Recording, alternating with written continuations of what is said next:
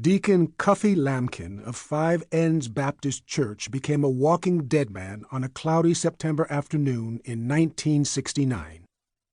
That's the day the old deacon, known as Sportcoat to his friends, marched out to the plaza of the Causeway Housing Projects in South Brooklyn, stuck an ancient .45 caliber Luger in the face of a 19-year-old drug dealer named Deems Clemens, and pulled the trigger. There were a lot of theories floating around the projects as to why old Sportcoat, a wiry, laughing, brown-skinned man who had coughed, wheezed, hacked, guffawed, and drank his way through the cause houses for a good part of his 71 years, shot the most ruthless drug dealer the projects had ever seen. He had no enemies. He had coached the project's baseball team for 14 years. His late wife, Hetty, had been the Christmas Club treasurer of his church. He was a peaceful man, beloved by all. So, what happened?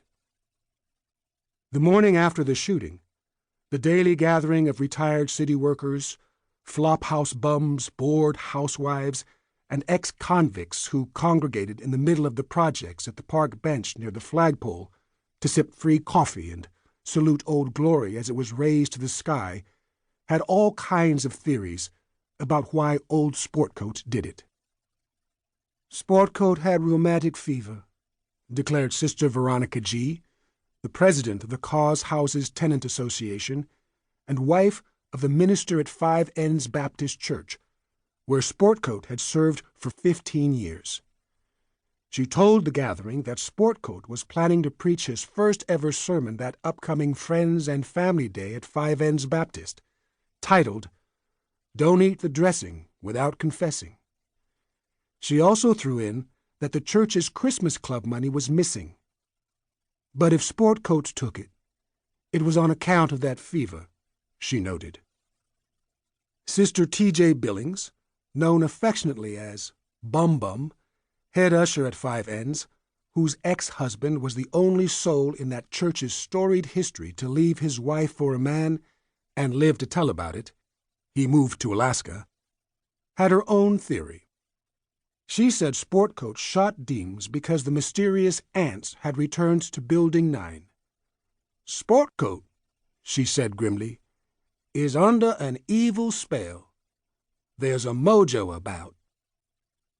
Miss Izzy Cordero, vice president of the Puerto Rican Statehood Society of the Cause Houses, who had actually been standing just 30 feet away when Sportcoat pointed his ancient pea shooter at Deem's skull and cut loose, said the whole ruckus started because Sportcoat was blackmailed by a certain evil Spanish gangster, and she knew exactly who that gangster was and planned to tell the cops all about him.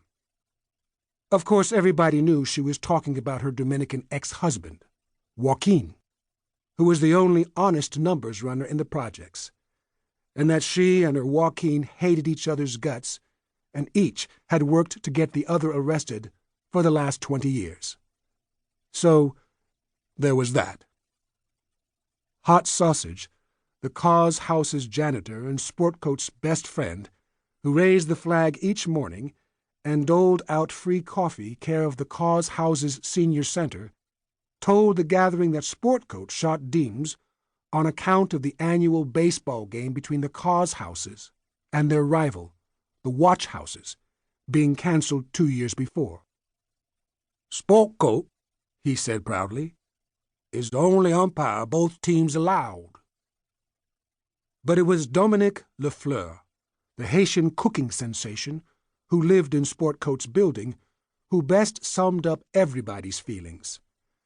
Dominic had just returned from a 9-day visit to see his mother in Port-au-Prince, where he contracted and then passed around the usual strange third-world virus that floored half his building, sending residents crapping and puking and avoiding him for days, though the virus never seemed to affect him. Dominic saw the whole stupid travesty through his bathroom window as he was shaving. He walked into his kitchen, sat down to eat lunch with his teenage daughter, who was quaking with a temperature of 103, and said, I always knew old Sportcoat would do one great thing in life.